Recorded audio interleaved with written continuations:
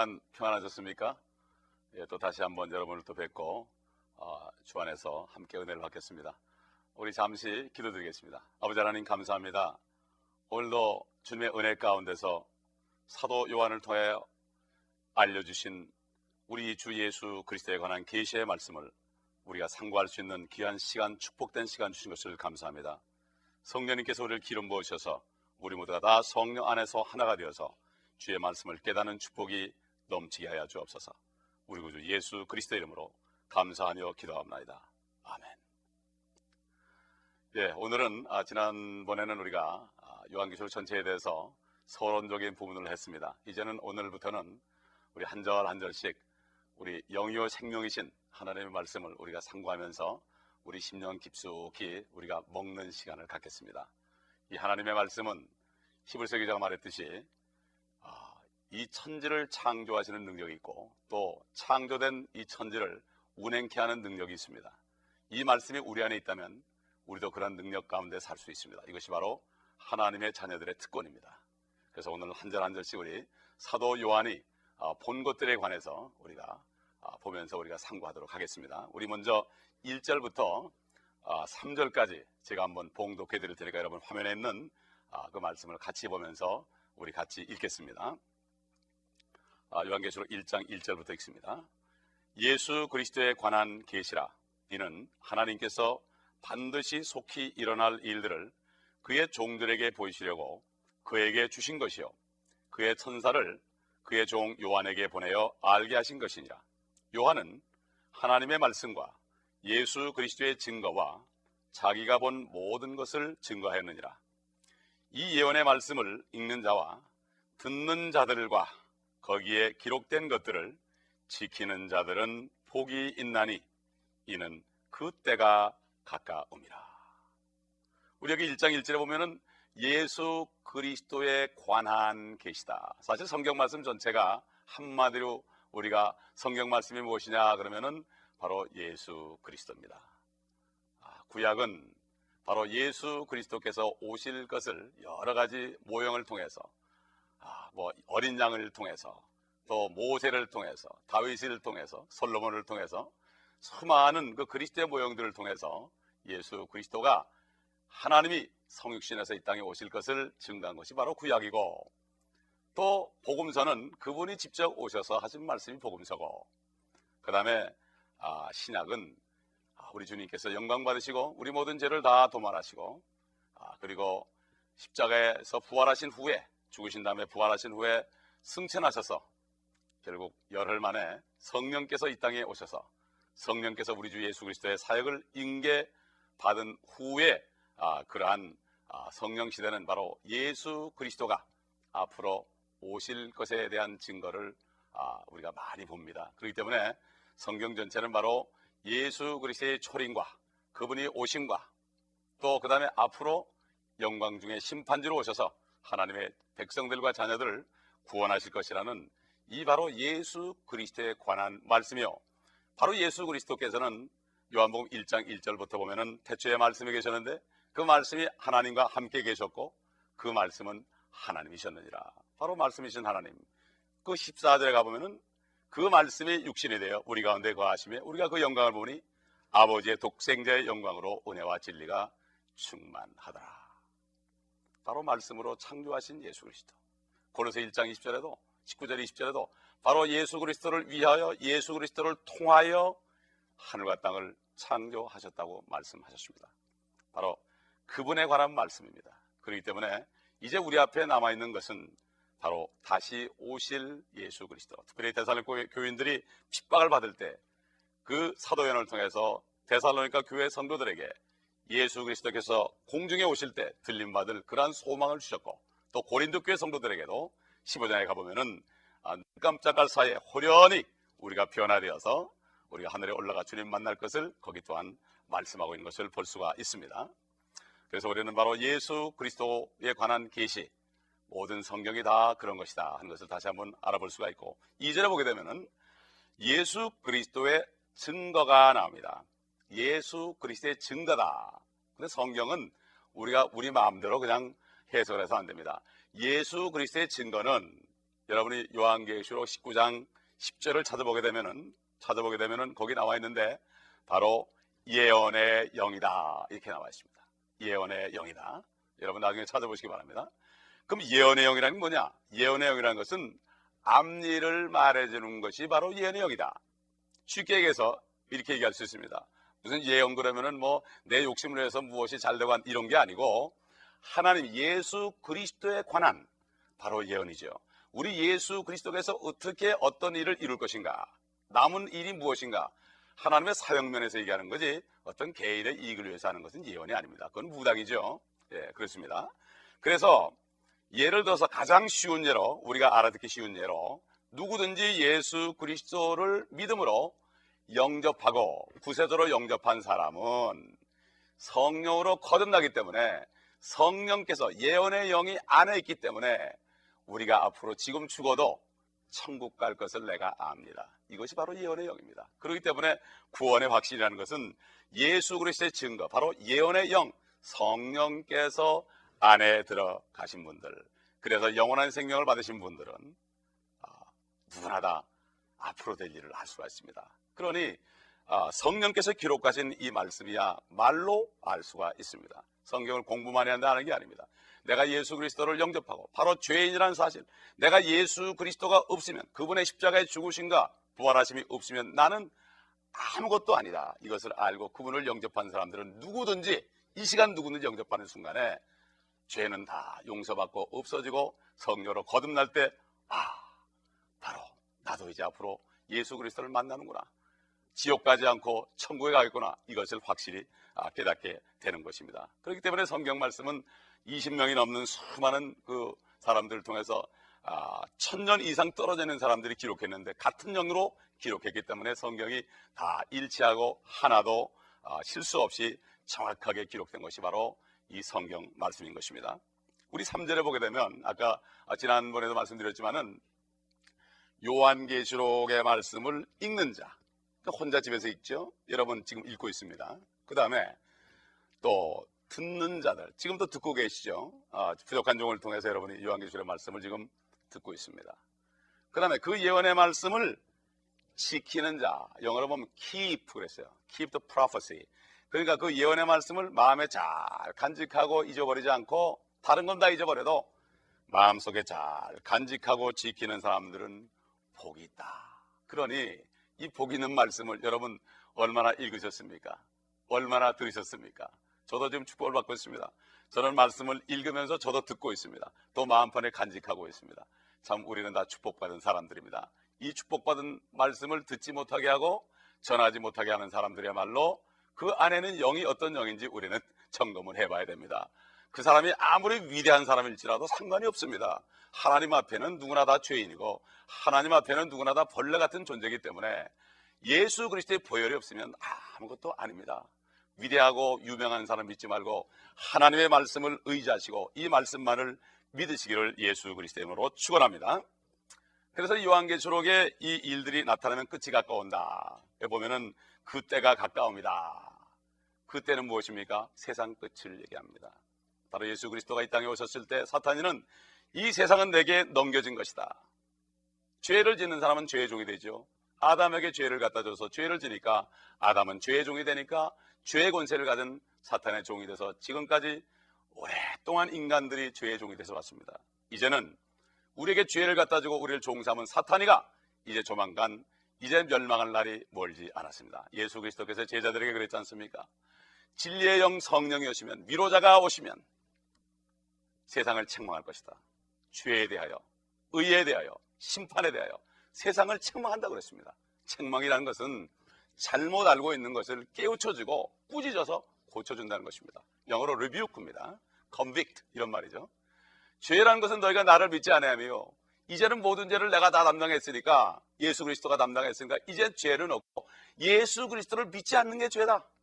그리고 의에 대하면 내가 아버지께로 가니 의롭게 되지 않고서는, 나를 믿음으로 의롭게 되지 않고서는 아무도 하늘에 올라갈 수가 없다. 이런 말씀이요. 또 심판에 관해서라면 세상 임금 사탄이, 세상을 통치해온 사탄이 심판을 받았다.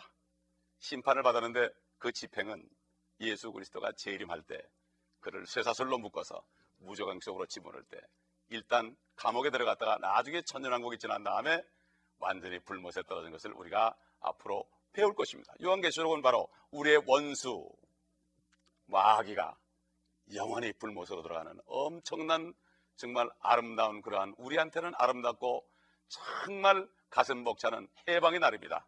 우리 한국 사람들이 옛날에 일본에 36년 동안 종살이 하다가 해방됐을 때 얼마나 기뻐했습니까? 그렇지 않습니까? 저는 그때 태어나지도 않았지만은 참 그때 사람들 얘기 들어보면 얼마나 감격했는지 해방이다 해방이다 그랬습니다. 바로 예수 그리스도께서 십자가에서 죽으시고 부활하셨을 때 우리는 완전히 죄로부터 사망으로부터 해방됐습니다. 그러나 누구든지 그 예수 그리스도를 믿는 사람에게만 법적으로 효력이 있는 것이 바로 이것이 예수 그리스도의 복음입니다. 지금 이 말씀을 드리면서 죄인임을 자각하는 분은 예수 그리스도를 구주로 영접하시기 바랍니다. 그러면 여러분 그 순간에 약속하신 대로 예수 그리스도께서 성령으로 여러분 안에 들어가셔서 여러분의 죽은 영을 거듭나게 하시고 여러분의 혼을 소울을 구원할 것이고 주님이 여러분 앞으로 오실 때 여러분의 몸은 죽지 않는 몸으로 새롭게 변화될 것입니다. 여러분 이 소망을 갖기를 원하지 않습니까? 우리가 그 다음에 이제 4절부터 보겠습니다. 4절부터 잠깐 보면은 제가 읽죠. 요한은 아시아에 있는 7교회에 편지하노니 지금도 계시고 전에도 계셨고 앞으로 오실 분과 그의 보좌 앞에 있는 7영과 신실한 증인이시며 죽은 자들 가운데서 첫째로 나시고 땅의 왕들의 통치자이신 예수 그리스도로부터 은혜와 평강이 너에게 있을지어다. 우리를 사랑하시고 자신의 피로 우리의 죄들에서 우리를 씻기시고 하나님 그의 아버지를 위하여 우리를 왕들과 제사장들로 삼으신 그분께 영광과 권세가 영원무궁토록 있을지어다. 아멘. 보라 그가 구름들과 함께 오시리니 모든 눈이 그를 볼 것이며 그를 찌르는 자들도 볼 것이요 또한 땅의 모든 족속이 그로 인하여 애곡하리라. 그대로 되리로다. 아멘. 여기 7 숫자가 여러 번 나오죠. 7 숫자는 하나님의 숫자입니다. 7 교회 나오죠. 이제 앞으로 7영이 나옵니다. 이사야서 11장에 나옵니다. 7 별이 나오고 7 천사가 나오고 7 금초대가 나오고 7 대접이 나오고 나팔이 나오고 7 인이 나오고 또 7명의 인물이 나옵니다. 요한계시록에 앞으로 공부하겠습니다. 그리고 하나님의 역사는 참 묘해요. 7가 역사예요. 한 주일은 7일이죠. 우리 몸의 세포는 수명의 7년입니다. 여러분 아셨습니까? 오늘 배우시기 바랍니다. 그리고 색상도 음표도 7개죠. 여러분 무지개 색깔이 7개 아닙니까? 국민학교 다닐 때 보남, 파초, 노주파 이렇게 배웠죠. 이거 여러분 다 기억하실 겁니다. 그 다음에 도레미파 솔라시도 이거 도레미파 솔라시 아가 7개죠. 그 다음에 맥박이 7일마다 느슨해진답니다. 여러분 피아노 건반도 7개 아닙니까? 하나님의 숫자는 7이죠. 그래서 미국 사람들은 럭키 세븐 그렇게 하죠. 한국 사람들은 다른 숫자 뭐 9 숫자를 좋아하지만은 하나님의 말씀을 가지고 세운 이 나라 사람들은 역시 7이 행운의 남모라는 것을 이들이 알고 있는 것을 볼 수가 있습니다. 그리고 우리 이방인들, 유대인이 아닌 사람들은 하나부터 10까지 세죠.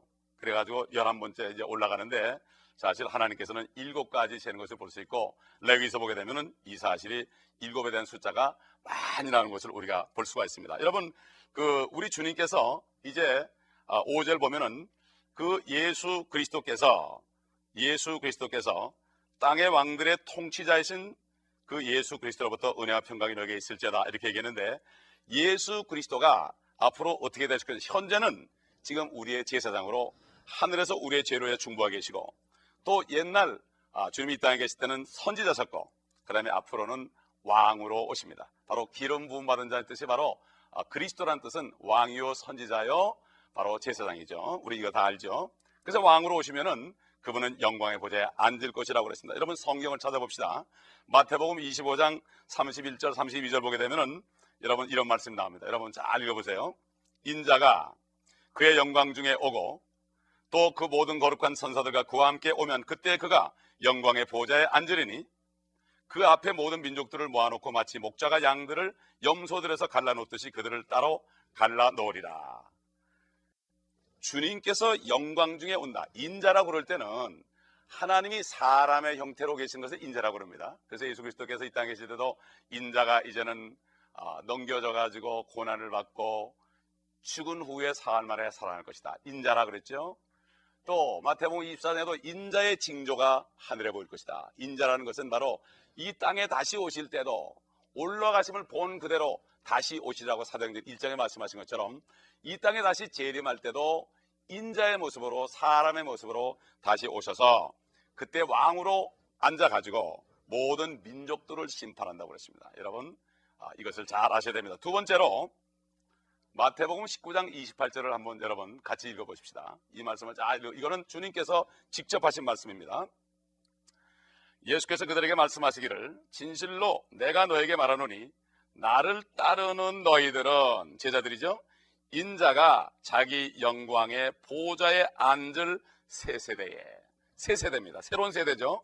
너희도 12 보좌에 앉아 이스라엘 12지파를 심판하리라. 이 새 세대라는 것은 바뀐 것을 얘기합니다. 왜냐하면은 우리 예수 그리스도께서 이 땅에 재림하시게 되면은 그때는 세상을 심판하게 되고, 그리고 사탄이는 이제 무적에 가두게 되고, 그리고 이제는 이스라엘도 회복하게 되고, 그렇게 되면은 우리 참 예수님께서 제자들에게 너희는 이렇게 기도하라 이렇게 말했죠. 하늘에서 뜻이 이룬 것처럼 땅에서도 이루어지이다. 그 앞에 뭐라고 그랬습니까? 하늘에 계신 아버지여 이름이 거룩히 여김을 받으시오며, 그 다음에 나라가 임하옵시며 그랬죠. 그 나라라는 것이 바로 킹덤입니다. 사실 왕국입니다. 킹덤과 네이션, 나라와 왕국의 차이점은 킹덤이라는, 왕국이라는 것은 왕이 통치하는 곳이고, 그 다음에 나라라는 것은 대통령이나 이런 분들이 통치하는 것을 바로 나라라고 그러죠. 그렇기 때문에 바로 예수 그리스도가 다스리는 나라는 바로 왕국입니다. Thy kingdom come, 당신의 왕국이 임하옵시며 이런 얘기죠. 그 다음에 하늘에서 뜻이 이룬 것처럼, 하늘에서 어떻게 뜻이 이루어졌습니까? 예수 그리스도가 십자가에 죽으시고 부활하신 후에 하늘에 올라가셨을 때 주와 그리스도가 되셨다고 사도 베드로가 증거한 것을 우리가 볼 수가 있습니다. 하늘의 뜻이 이루어졌습니다. 이제는 땅에 오셔가지고 옛날 아담의 죄 때문에 아담이 받았던 그 왕권을 빼앗겨서 사탄에게 넘겨줬지만, 이제 바로 마지막 아담으로 오신 예수 그리스도께서 이 땅에 오셔가지고 우리 죄를 다 도말했기 때문에 당연히 사탄에게 청구해서 이 하늘뿐만 아니라 땅까지 다 청구해서 뺏어서 에베소 1장에 있는 것처럼 하늘과 땅이 그리스도 안에서 통일되는 이 하나님의 경륜이 이루어지는 것을 우리가 알아야 됩니다. 우리가 천국 가서 영원히 살기 전에 이 땅에 새로워졌을 때 이제는 우리 원수들도 없고 우리를 비방하는 사람들도 없고 죄도 없는, 정말 저주도 없는 이곳에서 정말 사는 것처럼 한번 살다가 저 새 예루살렘 진주로 보화로 꾸민 집에 가야 되지 않겠습니까? 우리가 이 소망을 가져야 됩니다. 그렇기 때문에 히브리서 1장 7절에 보면은 믿음이 없이는 하나님을 기쁘시게 못하는데, 믿음이라는 것은 하나님이 계신 것과 그를 찾는 자에게 상을 주는 것이다. 상은 언제 줍니까? 사도 바울이 그랬잖아요. 너희가 참으면, 디모데후서 2장 15절에 보면은 참으면 함께 다스릴 것이요, 그렇죠? 예수 그리스도와 함께 고난을 받으면 이 땅에 다스리는 권세를 줬습니다. 그런데 특별히 그 제자들에게는 특별한 권세를 준 거죠. 이스라엘을 12지파를 다스리는 것이고 우리는 모든 이방 나라를 다스리는 이러한 축복을 준 것입니다. 그래서 우리가 누가복음 1장 31절로 32절 33절 보게 되면은 그 가브리엘 천사를 통해서 예언한 말씀이 있죠. 마리아에게, 바로 마리아에게 이렇게 얘기했습니다. 보라, 네가 네 태 안에 임신하여 한 아들을 낳으리니 그의 이름을 예수라 하라. 그는 위대하게 될 것이요 또 주 하나님께서 그에게 그의 조상 다윗의 보호자를 주실 것이며 그는 야곱의 집안을 영원히 통치할 것이요 그 왕국은 무궁하리라고 하니라. 바로 마리아에게도 이런 것을 주신 것입니다. 그렇기 때문에 우리 앞에 있는 것은 바로 예수 그리스도 안에서 하늘과 땅이 통일되고, 이제는 우리가 천년 동안 그 복을 누리다가 이제 주님과 함께 영원 복락, 바로 새 예루살렘 보석으로 꾸미고 길은 정금이요 그 다음에 문은 12문은 진주문인 그곳에 들어가서 영원토록 삽니다. 이것이 바로 우리에게 주신 축복입니다. 기도하겠습니다. 아버지 하나님 감사합니다. 우리에게 주신 말씀들을 통하여 우리에게 소망을 주시니 감사합니다. 말씀을 배워가면서 우리에게 주신 소망이 더 굳건하게 세워지게 하시고 이 땅에서 흔들리지 않고 먹을 것과 입을 것이 있은즉 나그네 같은 생활을 하면서 기쁨으로 소망 속에서 주님 안에 살 수 있도록 도와주시옵시고, 아직까지 구원받지 못한 분이 있다면 지금 마음속으로 한 번 죽는 것은 사람에게 정해진 것이니 마음속으로 주님을 영접하고 예수 그리스도를 영접하여 죄사함 받고 구원받는 축복을 누리게 하여 주시옵소서. 예수 그리스도 이름으로 감사하며 기도하옵나이다. 아멘.